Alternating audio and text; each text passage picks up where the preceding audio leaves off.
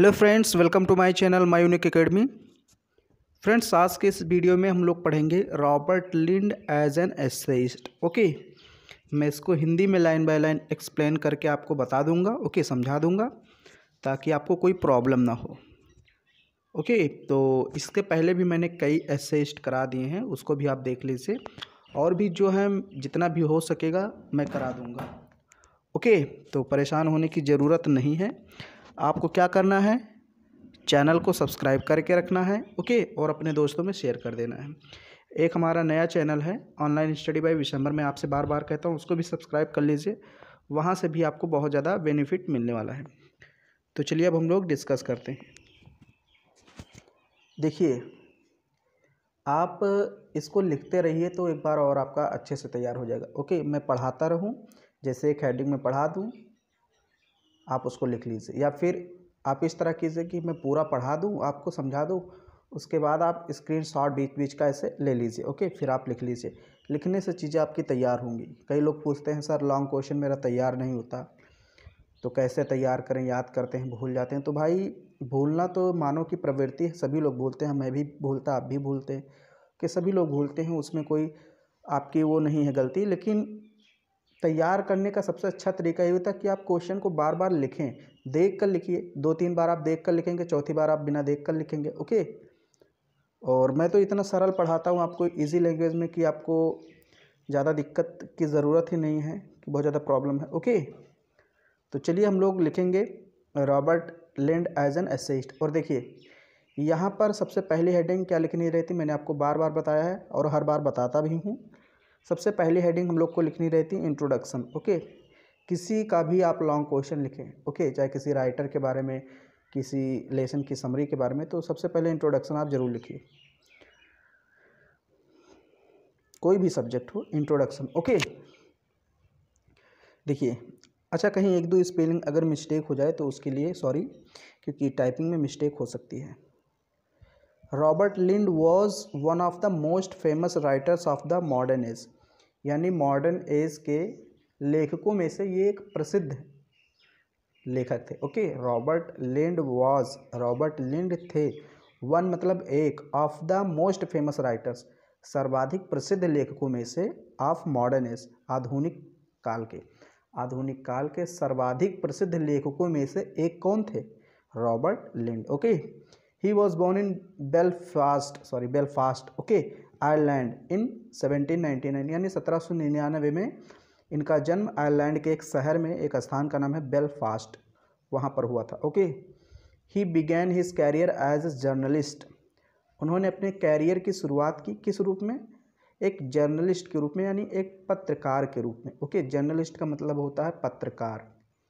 Okay, तो इनकी जो जर्नी स्टार्ट हुई थी वो किससे स्टार्ट हुई थी, पत्रकार के रूप में। फिर यहाँ पर है लिंड वॉज वर्सेटाइल जीनियस। हमें देखें, वर्सेटाइल जीनियस मीन्स मैंने आपको पिछले वाले वीडियो में बताया था जब मैंने आपको जीबी प्रिस्टली का पढ़ाया था। वर्सेटाइल जीनियस का मतलब होता है बहुमुखी प्रतिभा वाले व्यक्ति, मतलब जिसके अंदर अनेक गुण हो, एक गुण नहीं अनेक गुण हो। ओके, तो उसको बोलते हैं वर्सेटाइल जीनियस। तो ये भी ऐसे थे जैसे he was a great thinker, ये थिंकर भी थे यानी विचारक थे, क्रिटिक आलोचक थे, एसेइस्ट निबंधकार थे, एंड जर्नलिस्ट और पत्रकार थे। ओके, तो अब ये थिंकर भी थे, क्रिटिक भी थे, एसेइस्ट भी थे, जर्नलिस्ट भी थे, इसलिए इनको कहा गया versatile genius. He also possessed poetic qualities in his heart, ये अपने दिल में पोइटिक क्वालिटीज़ भी रखते हैं, मतलब कवियों वाला जो गुण है इनके अंदर है। हालांकि ये एक एसेइस्ट निबंधकार है, ज़्यादातर ये निबंध ही लिखते हैं, लेकिन कवियों वाली जो गुण है वो भी इनके अंदर है, कवियों की खूबियाँ भी इनके अंदर है। ओके, तो मैंने पिछले वीडियो में बताया था जेबी प्रिस्टले, बहुत ज़्यादा हद तक उनका और इनका एसेइस्ट सेम है। ओके, ये जो पूरा का पूरा मैं आपको पढ़ाऊँगा, तो जेबी प्रिस्टले और रॉबर्ट लिंड, इनका लगभग लैंग्वेज सब सेम है, स्टाइल सेम है, मतलब सब कुछ इनका आप एज एन एसेइस्ट पढ़ेंगे तो बहुत कुछ आपको सेम मिलेगा। वहाँ पर भी मैंने आपको बताया था वर्सेटाइल जीनियस, और फिर ये सारी चीज़ें यहाँ पर भी है। तो देखिए, अगर कहीं मान लीजिए दोनों में से एक आ गया तो मान लीजिए उसने दे दिया रॉबर्ट लिंड का, लेकिन आपको याद है किसका, जेबी प्रिस्टली का, तो आप लिख सकते हैं। हालांकि थोड़ा बहुत आपको चेंज करना पड़ेगा, जैसे हाँ ये सारी चीज़ें चेंज कर दीजिए कि इनका जन्म कहाँ हुआ था, ये सब चेंज करके। बाकी अगर आप एक ही चीज़ लिख देंगे ना, तो मैं आपको जुगाड़ बता रहा हूँ कि आपको नंबर बढ़िया मिल जाएगा। ज़रूरी नहीं कि हर एक चीज़ आपका वो पढ़ेगा ही एग्ज़ाम में। ओके, तो बहुत लोग पूछते हैं सर कैसे लिखें, तो भाई लॉन्ग क्वेश्चन ऐसे ही लिखा जाता है, कुछ इसमें सिमिलैरिटी मिलेगी, उसको आप एक साथ याद कर लीजिए। ओके, तो इसी तरह से मैं छोटी छोटी चीज़ें बीच में आपको बताता भी रहता हूँ, इसलिए वीडियो मेरी लंबी हो जाती है। तो दूसरी हेडिंग आपको लिखनी है चार्मिंग एंड डिलाइटफुल एसेइस्ट, यानी कि ये बहुत ही आकर्षक और आनंददायक निबंधकार थे। ओके, चार्मिंग का मतलब आकर्षक, मोहित कर लेने वाले, एंड डिलाइटफुल मतलब आनंद देने वाले, एसेइस्ट मतलब निबंधकार। ओके, तो इनका जब आप ऐसे पढ़ेंगे तो बहुत ज़्यादा आपको आनंद मिलेगा। ओके, वही सारी चीज़ें यहाँ पर लिखी हैं आगे देखिए। Robert Lynd was one of the most charming and delightful essayists of the 20th century, यानी 20वीं शताब्दी के आनंददायक लेखकों में से, या हम कहें निबंधकारों में से एक थे। ओके, रॉबर्ट लिंड 20वीं शताब्दी के आनंददायक लेखकों में से एक थे। Okay, we find in him, अब यहाँ देखिए स्पेलिंग मिस्टेक मैंने शुरू में बता दिया, यहाँ हिन नहीं होगा, हिम होगा। Okay, we find in him, हम उनमें पाते हैं द ट्रेडिशंस मतलब परंपरा ऑफ ग्रेट इंग्लिश एसेइस्ट, महान अंग्रेजी निबंधकार के, यानी महान अंग्रेजी निबंधकार के परंपराओं का समावेश उनके अंदर है। परंपरा मतलब उनके गुण। ओके, यहाँ पर ट्रेडिशंस का मतलब क्या है, गुण। किसके किसके गुण, बैटरी मेरी ख़त्म होने वाली, चलिए, तो किसके किसके गुण, Edison, Swift, Lamb and Hazlitt, ये सब निबंधकार हैं। तो इन सभी के गुण किसमें पाए जाते हैं, रॉबर्ट लिंड के अंदर। ओके, तो वही लिखा है, we find in him the traditions of great English essayist Addison, Swift, Lamb and Hazlitt. फिर है what Addison had done for his age, Addison ने जो अपने काल में किया था, लिंड डिड फॉर 20, देखिए मुझे बोलने में कभी कभी प्रॉब्लम हो जाती है कुछ वर्ड, तो उसके लिए क्षमा चाहते हैं। Lynd did not Lynd did for 20th, अब देखिए बोलने मुझे थोड़ी प्रॉब्लम होती है, 20th यहाँ पर, यानी 20th सेंचुरी। ओके, मतलब 20वीं शताब्दी में, यानी कि कहने का मतलब यह है what Edison done for his as, जो कुछ एडिसन ने अपने काल में किया था, जब एडिसन का काल था, उनका समय था, तो उन्होंने जो कुछ भी अपने काल में किया है वही चीज़ लिंड ने अपने काल में किया है, यानी 20वीं शताब्दी में किए हैं। ओके, जो योगदान एडिसन ने अपने युग में दिया, वो योगदान लिंड ने 20वीं शताब्दी में दिया, 20th सेंचुरी। ओके, बोलने में थोड़ी प्रॉब्लम हो जाती कोई कोई वर्ड मुझे। The nature of his essays, इनके निबंधों का स्वभाव या प्रकृति कह सकते हैं, आर पर्सनल, पर्सनल होता है, व्यक्तिगत होता है, and but he is not autobiographical like Charles lamb and William Hazlitt, लेकिन चार्ल्स लैम्ब और विलियम हैजलिट की जगह ऑटोबायोग्राफिकल नहीं होता, मतलब आत्मकथा जैसा नहीं है। पर्सनल तो है, अपने निबंध में अपनी पर्सनल फीलिंग व्यक्त करते हैं। ओके, लेकिन ऑटोबायोग्राफी उसको एकदम नहीं बना देते हैं कि बस अपनी पूरी कहानी जीवन की लिखते हैं। हाँ, अपने थॉट्स, अपने अनुभव शेयर जरूर करते हैं। ओके, तो वही चीज़ है कि अपने अनुभव, अपने एक्सपीरियंस, सारी चीज़ें शेयर करते हैं, लेकिन चार्ल्स लैम्ब और विलियम हैजलिट की तरह ये ऑटोबायोग्राफिकल ऐसे नहीं लिखते हैं, but he is not autobiographical. Okay, his aim, उनका उद्देश्य, किसका, रॉबर्ट लिंड का। ओके, हिज एम, उनका उद्देश्य, इन हिज राइटिंग्स, अपने निबंधों में, अपने लेखनों में, मतलब जो भी ये लेखन लिखते हैं, जो भी सब्जेक्ट पर ये लिखते हैं। ओके, राइटिंग्स का मतलब क्या, रचनाएं, या फिर इनकी जो निबंध होते हैं, जो भी ये चीज़ें लिखते हैं, उसकी बात हो रही। यहाँ राइटिंग का मतलब वो नहीं है कि आप कितनी सुंदर राइटिंग बनाते हो, वो वाली राइटिंग नहीं, यहाँ राइटिंग्स लिखा, राइटिंग मतलब यहाँ पर रचनाएं। ओके, तो अपने रचनाओं में, यानी उनके रचनाओं का उद्देश्य इज़ होता है टू डिलाइट, आनंद देना। उनकी रचनाओं का उद्देश्य क्या होता है, आनंद देना, टू द रीडर्स, पढ़ने वालों को। जब आप पढ़ेंगे तो आपको बहुत ही आनंद मिलेगा। But occasionally he mildly uses humour, लेकिन कभी कभी वो ह्यूमर का यूज़ कर देते हैं। ओके, ह्यूमर का मतलब क्या होता है, हास्य विनोद, एंड सटायर, सटायर का मतलब व्यंग, वही दोनों का मतलब लगभग सेम ही है। ऑन द प्रेटी फोबल्स, फोबल्स का मतलब होता है यहाँ पर, फोबल्स का मतलब होता है जैसे कोई कमजोरी हो गई ना, कमी। और प्रेटी का मतलब अधिक। देखिए प्रेटी का मतलब वैसे मैंने आपको पढ़ा था सुंदर होता है, लेकिन यहाँ प्रेटी का मतलब सुंदर नहीं होगा। हर एक वर्ड का हर एक जगह मीनिंग अलग अलग होता है। इसका प्रेटी का मतलब यहाँ पर घोर, घोर, ओके, बहुत ज़्यादा, अधिक, ओके। और फोइबल्स का मतलब कमी या कमजोरी। तो देखिए कंटेम्प्रेरी सोसाइटी यानी समकालीन समाज की कमियों को, या हम कहें कमियों पर इन्होंने सटायर या ह्यूमर किया है, हंसी मजाक किया है, व्यंग्य किया है, ओके, आलोचना किया है। उसमें यानी समकालीन समाज में जो भी कमियां थीं, उसकी जो भी समाज की कमजोरियां थी, उस पर इन्होंने ह्यूमर और सटायर किया है, ओके। उस समय जो भी इन्होंने निबंध लिखे तो समाज की कमियों को देखा कि हाँ समाज में गलत परंपराएं, ट्रेडिशंस हैं, ये कमी है, कमजोरी, तो उस पर इन्होंने हास्य व्यंग्य किया, ओके। वही सारी चीज़ें यहाँ पर लिखी हैं। फिर यहाँ है सब्जेक्ट मैटर। भाई ये सब्जेक्ट क्या बनाते थे, ओके। इनके जो एस्से का सब्जेक्ट होता था वो कैसा होता था, उसके बारे में थोड़ा सा आपको लिखना है, subject matter of his essays, okay. देखिए the choice of subject in the importance of Robert Lynd is desultory and casual. अब जो इनके जो सब्जेक्ट होते थे, ओके, जो भी इनके मतलब चाहे इनके एस्से की बात करें, जो भी रचनाएं लिखते हैं, इनमें जो सब्जेक्ट होता था वो बहुत ही डिजल्ट्री एंड कैजुअल होता था। डिजल्ट्री का मतलब होता है बहुत ही बेमेल, अनियमित, ओके, या निर्लक्ष्य, उसका कोई लक्ष्य नहीं होता था, ऐसे ही सब्जेक्ट का नाम ये रख देते थे, okay.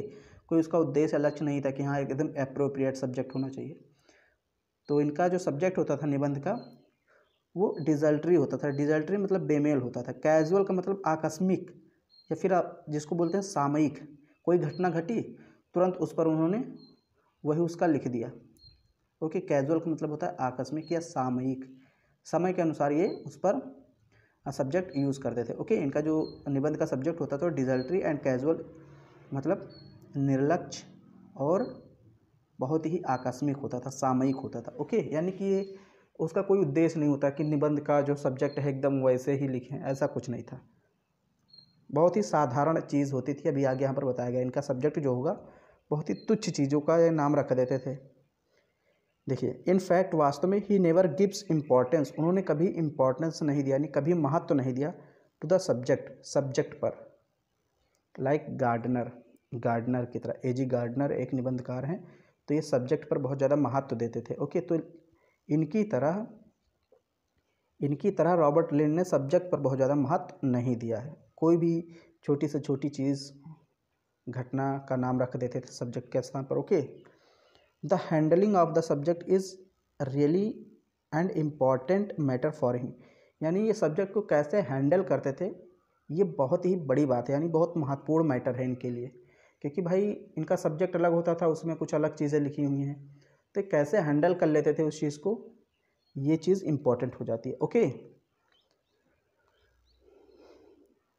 He makes trifle thing, देखिए he makes trifle, trifle means होता है बहुत छोटी चीज़, तुच्छ चीज़ आप जिसे कहते हैं, साधारण चीज़, ओके। तो ये किसी छोटी चीज़ को बना देते थे, स्टार्टिंग, शुरुआत, पॉइंट ऑफ हिज एस्सेस, अपने एस्से के शुरुआत पॉइंट को, ओके। यानी एस्से की शुरुआत किससे करते थे, किसी छोटी चीज़ से, ओके। वही लिखा है, ही मेक्स, वो बनाते थे, ए ट्रिफल थिंग, छोटी चीज़ को, स्टार्टिंग पॉइंट बना देते थे ऑफ हिज एस्सेस, अपने निबंधों का। अपने निबंधों में स्टार्टिंग पॉइंट किसे बनाते थे, छोटी चीज़ को, एंड डेवलप्स, और विकास कर देते थे, इट, इसका, टू द मेच्योर, यानी कि परिपक्व, रिफ्लेक्शन, प्रतिबिंब, ऑन लाइफ, मतलब जीवन पर। यानी कि किसी छोटी चीज़ को लेकर चलते थे और फिर उसको इतना बढ़िया एक्सप्लेन करते थे कि उसका इम्पोर्टेंस बहुत ज़्यादा हो जाता था, ओके। उसको मेच्योर बना देते, परिपक्व बना देते थे। तो मेच्योर का मतलब यहाँ नहीं कि उसको बड़ा बड़ा कर दिया, वो जवान हो गया, यंग हो गया, ऐसा नहीं। आई थिंक जो चीज़ ये शुरू में लेकर चलते थे वो शुरू में आप पढ़ेंगे तो लगेगा कि तुच्छ है, इसका कोई मतलब नहीं, लेकिन बाद में वो उसको इतना ज़्यादा कॉन्सेप्ट आपको दे देंगे, तर्क दे देंगे उस पर, कि आप कहेंगे तो बहुत ही इम्पोर्टेंट है, ओके। तो इनकी एक क्वालिटी थी कि शुरुआत में तुच्छ चीज़ को लेकर चलते थे। फिर है if we look on the title of his essays, अगर हम इनके निबंधों के टाइटल पर जाएं, मतलब इनके टाइटल को देखें, इनके निबंधों के, it will make the point clear, तो आपको क्लियर हो जाएगा, यानी कि आपका कॉन्सेप्ट क्लियर हो जाएगा। अगर आप ये चीज़ जो मैंने बताया है इसका उदाहरण देखना चाहते हैं तो आप इनके निबंधों को पढ़िए, ओके, तो आपको समझ में आ जाएगा। वही कह रहा है, if we look on the title of his essays, यदि हम इनके निबंधों के टाइटल को देखना चाहते हैं, it will make the point clear, तो इससे आपका पूरा क्लियर हो जाएगा अगर हम देखेंगे तो, ओके। इनके एसे के टाइटल को देखेंगे तो पूरा हमारा क्लियर हो जाएगा कॉन्सेप्ट। अब देखिए यहाँ पर कुछ उसने एग्जाम्पल दिया भी आपको कि ये कैसे मतलब रखते थे अपना जो टाइटल होता था सब्जेक्ट। देखिए, the title of his essays are, इनके एसे के टाइटल होते थे कौन कौन से, एक्स, अंडे। अब बताइए ये कौन सा सब्जेक्ट है, कौन सा टाइटल है, रख दिया इन्होंने। सी साइड, आंस, चॉकलेट बस, sweets, forgetting, the student, the beginner, etcetera. मतलब ये सब अपने सब्जेक्ट के टाइटल के स्थान पर ये रख देते थे, ओके, कोई उद्देश्य नहीं था इसका। फिर है, as an essayist Robert Lynd adopted an ordinary subject matter like AG Gardiner. AG Gardiner की तरह इन्होंने एक प्रकार से बहुत ही सामान्य सब्जेक्ट यूज़ किया, ओके। हालांकि एजी गार्डनर उस चीज़ एक प्रकार से उस सब्जेक्ट को महत्व देते थे जो भी यूज़ करते थे, लेकिन ये महत्व नहीं देते थे, लेकिन उन्हीं की तरह सामान्य सब्जेक्ट का यूज़ इन्होंने भी किया है। अडॉप्टेड का मतलब स्वीकार किया है, ओके। ऑर्डिनरी सब्जेक्ट मतलब बहुत साधारण सब्जेक्ट को। अब फिर यहाँ है, he began his essays with a tale. Tale means I think story बोल सकते हैं, ओके। तो ये अपने एसे की शुरुआत किसी स्टोरी से करते हैं, और यही चीज़ मैंने आपको जेबी प्रिस्टले में बताई थी, तो उनका और इनका लगभग सेम ही है, ओके। मैंने बताया शुरू में कि अगर कहीं एक दूसरे का आ जाता है, आपने इनका याद किया लेकिन उनका आ गया, तो थोड़ा बहुत चेंज कर देना है डेट ऑफ बर्थ वगैरह, बाकी सारी चीज़ें वैसे लिखते नहीं हैं, तो आपको नंबर फुल मिल जाएगा। His essays are loaded with his personal thoughts and personal experiences. देखिए, हिज एसेज, इनके निबंध आर लोडेड, भरे होते थे, विद हिज पर्सनल थाट्स, इनके खुद के अनुभव, खुद के विचार से, यानी पर्सनल थाट्स मतलब व्यक्तिगत विचार, ओके, एंड पर्सनल एक्सपीरियंसेस, और व्यक्तिगत अनुभव, यानी इनके जो एसे होते हैं रॉबर्ट लिंड के, उसमें पर्सनल थाट्स होता है, पर्सनल एक्सपीरियंस यानी खुद का विचार और खुद का अनुभव होता है। हालांकि ऑटोबायोग्राफी एकदम नहीं बना देते, ओके, कि बस अपना पूरा जीवन वर्णन कर दे। प्रोज स्टाइल, ये बहुत ही इम्पोर्टेंट टॉपिक होता है, किसी भी राइटर का आप एज एन एसेइस्ट वर्णन कर रहे हैं, ओके, लिख रहे हैं, तो ये ज़रूर आपको लिखना पड़ेगा प्रोज स्टाइल। कभी कभी ये 2 नंबर में या फिर 5-6 नंबर में अलग से भी पूछ लिया जाता है, ओके। इसमें कुछ लिखना नहीं रहता है, बहुत ही आसान रहता है। प्रोज स्टाइल मतलब भाई किस शैली में लिखते थे, ओके, कठिन शैली थी, आसान थी, कैसी थी। Robert Lynd writes in the style of Lamb, ये लैम्ब के स्टाइल में लिखते थे, जैसे चार्ल्स लैम्ब अपने निबंधों को लिखते थे, ठीक उसी प्रकार। ही टचड, ये टच करते थे कॉमन सब्जेक्ट्स, साधारण सब्जेक्ट को, एंड मेड इट सिग्निफिकेंस, और फिर इसको महत्व दे देते थे, यानी कि कॉमन सब्जेक्ट को ये लेते थे, बहुत साधारण सब्जेक्ट को, लेकिन उसको महत्वपूर्ण बना देते थे। The title of Robert Lynd is simple clear, sorry title नहीं, द स्टाइल है, okay. The style of Robert Lynd, यानी रॉबर्ट लिंड की स्टाइल इज है simple, clear, lucid, humorous, reflective and sympathetic. ये सारे इनके स्टाइल है, मतलब क्लियर है, सिंपल है, लूसिड है, सबका मतलब ये जो है सिंपल का मतलब बहुत सामान्य साधारण, क्लियर स्पष्ट, लूसिड का मतलब भी स्पष्ट लगभग होता है, ह्यूमरस का मतलब मजाकिया, रिफ्लेक्टिव मतलब प्रतिबिंबात्मक, ओके, मतलब थोड़ा प्रतिबिंब टाइप का, सिंपैथेटिक मतलब बहुत ही सहानुभूति वगैरह उसमें रहती थी, ओके। तो इनकी स्टाइल ऐसी ही है, ये आपको रटना ही पड़ेगा। The style of Robert Lynd is packed with figures, figures का मतलब यहाँ पर है फिगर ऑफ स्पीच, आपने पढ़ा होगा, ओके। तो इनके जो ऐसे इनकी जो स्टाइल है वो किससे पैक्ड होती है, फिगर से। फिगर्स मतलब फिगर ऑफ स्पीच से एकदम भरी होती है। बिट, बिट मतलब बुद्धिमत्ता से भरी होती है। एंड एपिग्राम्स का मतलब चुटकुले या फिर आप सूक्तियाँ कह सकते हैं।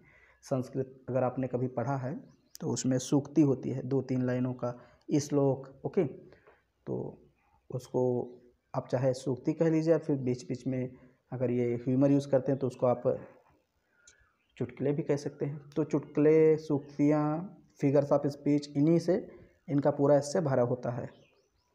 तो ये स्टाइल है इनकी। Okay, his language is simple and he has full command over his language. इनकी लैंग्वेज बहुत ही आसान है और फुल कमांड है इनको अपने लैंग्वेज पर। His essays have its own grace and beauty. इनका ऐसे का खुद का अपना एक ग्रेस है, मतलब खूबसूरती है उसमें। ओके, आकर्षण है। His essays are pleasing and entertaining. इनके एसे जो होते हैं बहुत ही खुश करने वाले और बहुत ही आनंद देने वाले होते हैं। इन शॉर्ट, संक्षेप में, the prose style of Lynd is easy. Clear, यहाँ क्लियर होगा। ओके, क्लैट नहीं होगा, क्लियर। एंड लूसिड, अगर संक्षेप में कहे तो इनका जो स्टाइल है बहुत ही इजी है, क्लियर है, लूसिड है। His language is equable beauty, और इनका लैंग्वेज भी बहुत ज़्यादा खूबसूरत है। His diction is enriched and varied. Diction का मतलब होता है, जैसे आप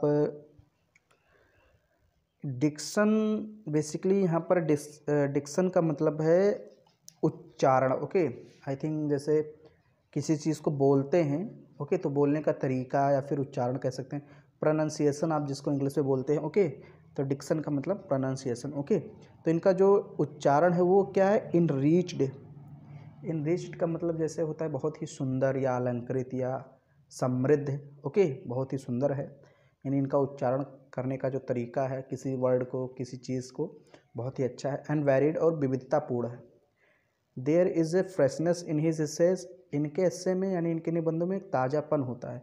which makes his essay interesting, जो इनके निबंधों को इंटरेस्टिंग बना देता है, यानी रुचिपूर्ण बना देता है, रुचिकर बना देता है। His skill of phrase making, ये इनके पास एक कुशलता है, एक योग्यता है फ्रेज मेकिंग। ये फ्रेज बहुत जल्दी बना देते थे। ओके, मतलब जब भी ये निबंध लिखते थे तो उसमें फ्रेज का यूज़ करते थे, अलंकार का यूज़ कर देते थे, चुटकुले का यूज़ करते थे, वही सारी चीज़ें। Robert Lynd has a skill of phrase making, यानी इनके पास एक योग्यता है फ्रेज मेकिंग की। फ्रिक्वेंटली, बार बार, he represents beautiful and humorous phrases in his essays. ये अपने एस्से में यानी अपने निबंधों में ह्यूमरस फ्रेजेस यानी हंसी मजाक वाले फ्रेज का यूज़ करते हैं बहुत ही ब्यूटीफुली। ओके, यानी कि सुंदर और ह्यूमरस मतलब मजाकिया वाले जो चुटकुले वगैरह चीज़ें हैं वो सारी चीज़ें ये यूज़ करते हैं। फ्रेजेस का मतलब वही सारी चीज़ें हैं। Okay, he has made frequent use of similes and paradox. मैंने बताया था अलंकार का भी ये यूज़ करते थे, फिगर ऑफ स्पीच का। तो इन्होंने कई बार सिमली का यूज़ किया है एंड पैराडॉक्स, ये सब अलंकार के टाइप्स हैं। ओके, इनका यूज़ किया है। लास्ट आपको कंक्लूज़न लिख देना है, निष्कर्ष। लास्ट कोई भी क्वेश्चन लिखिए, चाहे लॉन्ग हो। ओके, तो कोई भी सब्जेक्ट हो, इतिहास, ज्योग्राफी, इंग्लिश, लास्ट में कंक्लूज़न या फिर निष्कर्ष जरूर लिखना है और शुरू में इंट्रोडक्शन जरूर लिखना है, भूमिका। इन शॉर्ट, संक्षेप में, वी कैन से दैट, हम लोग कह सकते हैं कि Robert Lynd was a great thinker, कि ये ग्रेट थिंकर थे, क्रिटिक थे, एसेइस्ट थे एंड जर्नलिस्ट थे of modern age. Okay, modern age के। His style language of prose writing is very simple and clear and humorous. His style and language of prose writing, यानी कि pros को लिखने की इनकी जो लैंग्वेज है और स्टाइल है बहुत ही सिंपल है, क्लियर है एंड ह्यूमरस है। His essays give joy to the readers, reader को बहुत ही आनंद देते हैं। He writes a great variety of subjects, बहुत सारे सब्जेक्ट्स पर ये निबंध लिखते हैं, मतलब तमाम प्रकार के सब्जेक्टों पर, सब्जेक्टों मतलब विषयों पर। His essays are mark with a note of sincerity, यानी गंभीरता का इसमें बहुत ज़्यादा समावेश होता है इनके एस्से में। He is equally the master of humour, satire, irony and like Addison and Lamb, यानी कि जैसे एडिशन और लैम्प बहुत ज़्यादा ह्यूमर का यूज़ करते हैं, सटायर का यूज़ करते हैं, आयरनी का यूज़ करते हैं, वैसे ये भी यूज़ करते हैं, यानी कि एडिशन और लैम्प की तरह ये भी ह्यूमर, सटायर और आयरनी के मास्टर हैं। ओके, उनकी तरह ये भी हैं, उनके इक्वली का मतलब बराबर, यानी कि इन दोनों के बराबर ये भी मास्टर हैं। ऐसा नहीं कि ये दोनों बहुत अच्छा यूज़ करना जानते हैं और रॉबर्ट लिंड नहीं जानते हैं, वो भी जानते हैं, तो मास्टर हैं।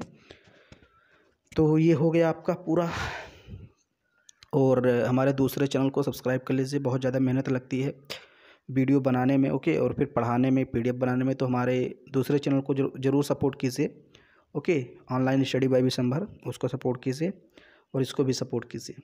तो मिलते हैं अगले वीडियो में, तब तक के लिए बाय।